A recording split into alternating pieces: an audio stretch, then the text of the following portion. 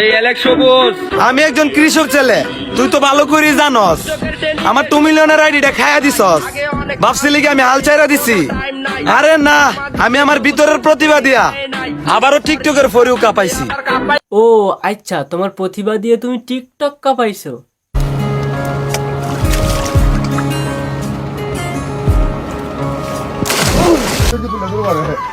চিংড়ি কিন্তু কাঁচা খাইতে আরো সেই লাগে।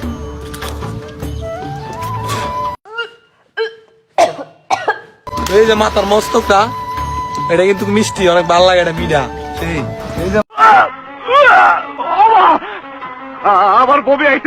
এইটা নিয়ে তোমার প্রতিভা, কাঁচা চিংড়ি খাওয়া, নদীতে ঝাঁপ দেওয়া, আর এইগুলো ভিডিও করে টিকটকে আপলোড করা।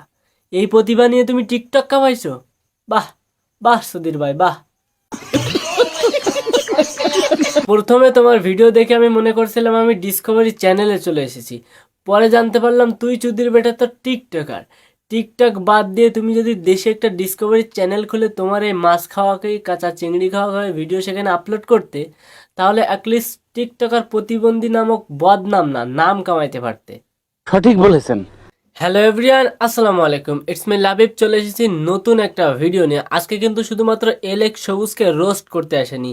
এলেক সবুজ এবং জিসান বড়ো, এদের মধ্যে যে কন্ট্রোভার্সারিটা চলছে টিকটকে, সেইটা নিয়ে আলোচনা করতে এসেছি এবং এদের দুজনকে একটু লাড়াচাড়া দিয়ে এদের দুজনকে একটু উপদেশ দিতে এসেছি।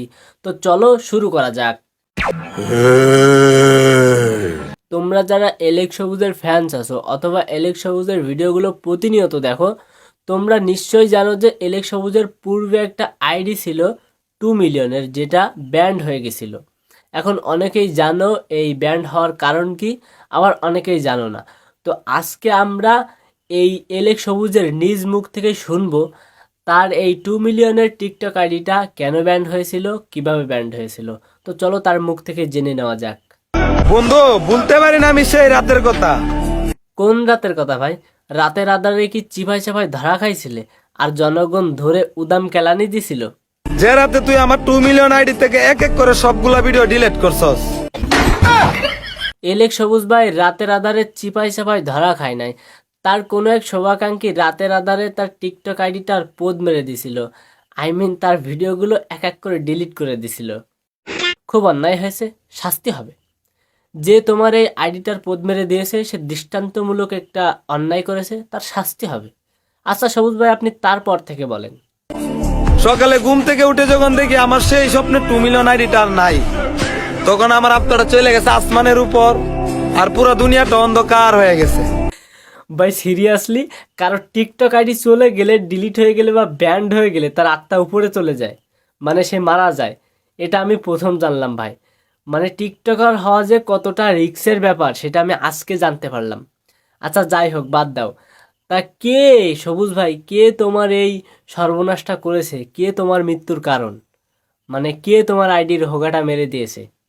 বন্ধু বই পাইস না, তোর মতো নিমু গ্রামের নাম আমি মুখে আনুম না। এটা কোনো কথা?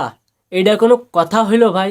তোমার হোগা মেরে দিয়েছিল যে, মানে তোমার আইডির হোগা মেরে দিয়েছিল যে, টিকটক আইডির, তার নাম তুমি মুখেই আনবে না? তাহলে আমরা কিভাবে জানবো যে তোমার টিকটক আইডির হোগাটা কে মেরে দিয়েছিল? আচ্ছা বাদ দাও, আমি বলে দিচ্ছি। এলেক সবুজের বক্তব্য এই রকম যে জিসান বড়ো নামে তার এক বড় ভাই বা বন্ধু, সেই তার এই আকামটা ঘটাইছে, মানে তার আইডির হোগাটা মেরে দিয়েছে। আরে তো চলো এখন আমরা জিসান বড়োর বক্তব্য শুনে আসি, এই বিষয়ে সে কি বলে।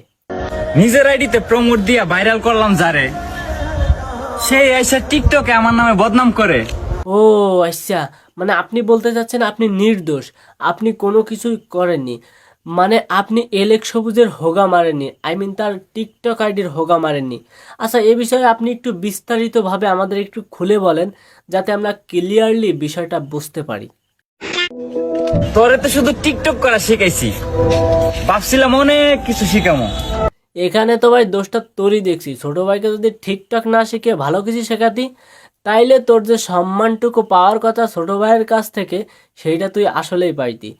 টিকটক নামক কুত্তা মার্কা প্ল্যাটফর্মে কাউকে ঢোকানো আর টিকটক করা সমান অপরাধ। এখানে ভাই তুই দোষী। সঠিক বলেছেন। কি দিনকাল পড়লো ভাই, টিকটকারদের আইডি নিয়ে ঝগড়া বিবাদ হচ্ছে, আর আমাদেরকে অর্থাৎ রোস্টারদেরকে সেই সব নিয়ে ভিডিও বানাতে হচ্ছে। কলিযুগ ভাই, কলিযুগ।